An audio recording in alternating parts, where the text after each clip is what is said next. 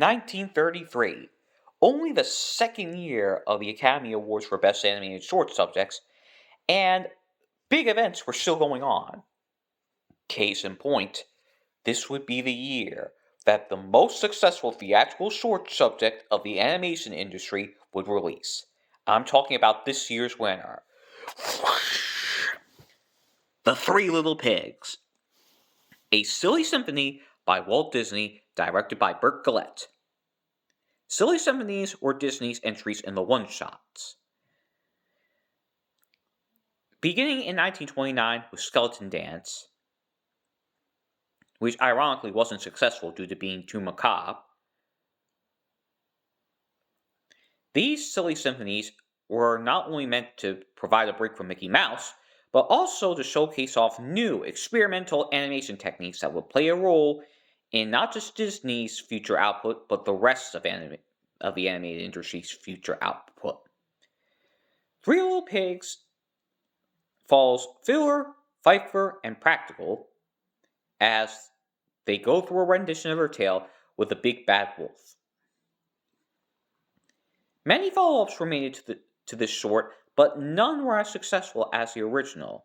It was the most financially profitable short of the golden age of animation. And it really established Walt Disney as the leading voice, along with his success with Mickey Mouse.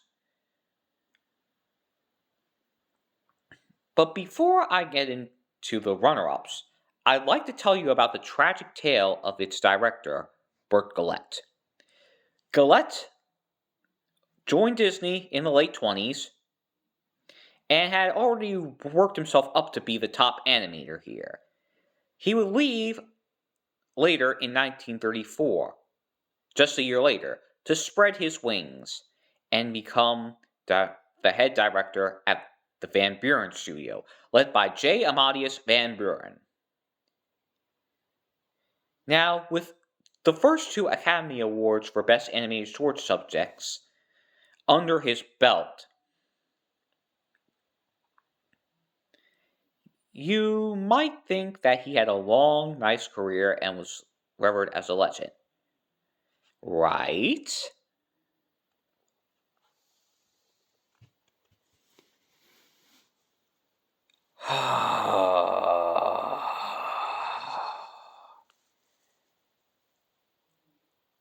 You cannot misunderestimate how badly Burt Gillett suffered post Three Little Pigs. You see, he was very talented, a very skilled animator, and he did lead Disney into greatness. He also was a humongous mental nutcase who believed the Disney way was the only way. Upon his arrival in Van Buren in 1934, he did some good things. He boosted the animation quality, and he switched the studio to full color. But you might be wondering what's the issue, and that is, he simply didn't know how to fit in. His West Coast style that he had pioneered at Disney clashed horribly with Van Buren's East Coast style. And he had a my way or a highway attitude, stemming from a lot of mental problems. But that's not actually the worst part. The worst part is Van Buren was so confident in Gillett's abilities that he pretty much enabled him. Harassing women? Burnwood,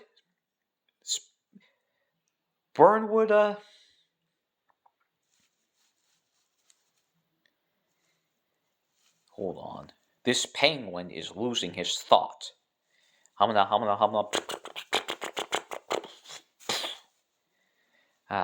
Where was I? Yes. Harassing women? Byrne would make Gillett get off scot-free. Harassing crew members? Byrne would make Gillett get off scot-free. Going way over budget. Byrne would make Gillett get off scot-free. Increasingly deteriorating direction? Byrne would make Gillett go off scot-free for pretty much everything. And ultimately, in 1936, Van Buren Studios went under after RKO, their distributors at the time, refused to renew their contract because of how poor the films were doing. Many of Van Buren's staff went to Terry Toons, which I'll get to much later, while Van Buren himself would die in 1938. Immediately afterwards, Gillett returned to Disney, where the shorts he directed were not much, but they are considered good.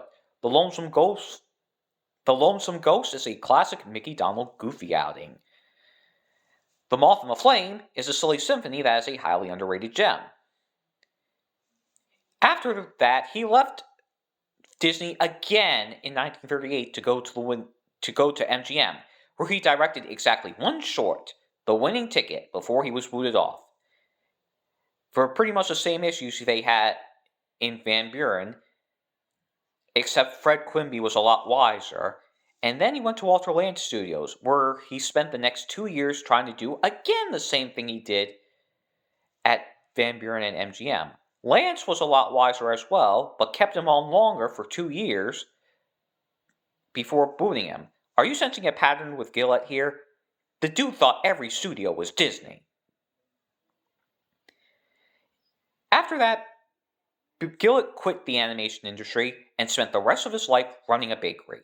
So yeah, that's kind of tragic what happened to Gillett, but that's enough talk about Gillett. Let's go on to the runner-ups. Second place, we have the Mickey Mouse entry for this year, Building a Building. The director was not Burt Gillett, but rather David Hand, the animator who would later become supervisor on Snow White and the Seven Dwarfs. It's exactly what the title says. Mickey is, building a building, flirting with Minnie, watching with Pluto, and avoiding Peg Leg Pete, and saving Minnie from him. Peg Leg Pete, and not Mickey, was Disney's oldest recurring character, debuting 3 years before Mickey in 1925. Now, in any other circumstances, he would be forgotten, but no, he was simply retooled into a cat and made into the antagonist of Mickey. He also appeared in a few post-Disney Oswalds as a bear, which created some confusion. Speaking of confusion in Oswald, we have the Merry Old Soul, the only Oswald the Lucky Rabbit short to ever be present at the Academy Awards. Oswald the Lucky Rabbit was quite literally Mickey before Mickey. He was Disney's original everyman character. This installment was directed by Walter Lantz and Bill Nolan and produced by Lantz for Universal. Wait a minute. Didn't I say that Oswald was a Disney creation? Well, yeah, but Disney was not smart enough to gain the rights to the character when he moved on from Universal in 1928. This left Charles Mintz, then the head boss of Universal, to deal with the character himself. Mintz's tenure with Oswald only lasted for a year before he was booted out in 1929 to move to Columbia. Allegedly through a poker game, animator Walter Lantz was chosen to head the new studio and subsequently produce new Oswald shorts. He would ultimately deal with Oswald sporadically until 1943, or if you count cameo appearances, 1951 or 2.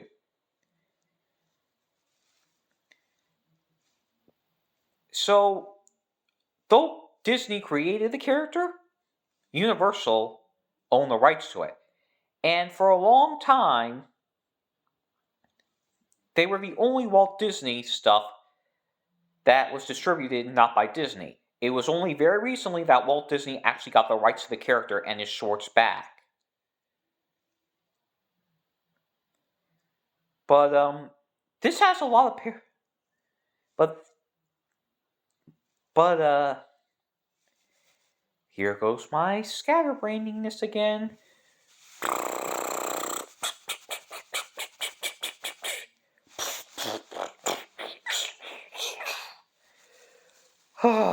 Where were we? Yes. was the only directorial credit of Bill Nolan to be nominated for an Academy Award, I believe. Who is Bill Nolan? Simply put, the man who is even more important in animation than Walt Disney. Have you ever seen Rubber Hose animation or the wraparound background? He invented those. And he would continue happily working in animation from all studios, well, a good chunk of studios, until his death in 1954. But Universal is perhaps his most important tenor, as he was major in the development of Oswald and his continued success as a theatrical star, at least until Woody Woodpecker came along. So that is 1933. It is very similar to 1932. The only difference is Warner Brothers has been replaced with Universal. And one thing I forgot to mention last time, I think, is that all studios are going to try to be anti-Disney while pretty much imitating Disney for some reason. Albeit not to the extent of Warner Brothers, but that hasn't happened yet. So we'll get there later. Well, until next time, this was the Man from Wackyland notifying you that was 1933.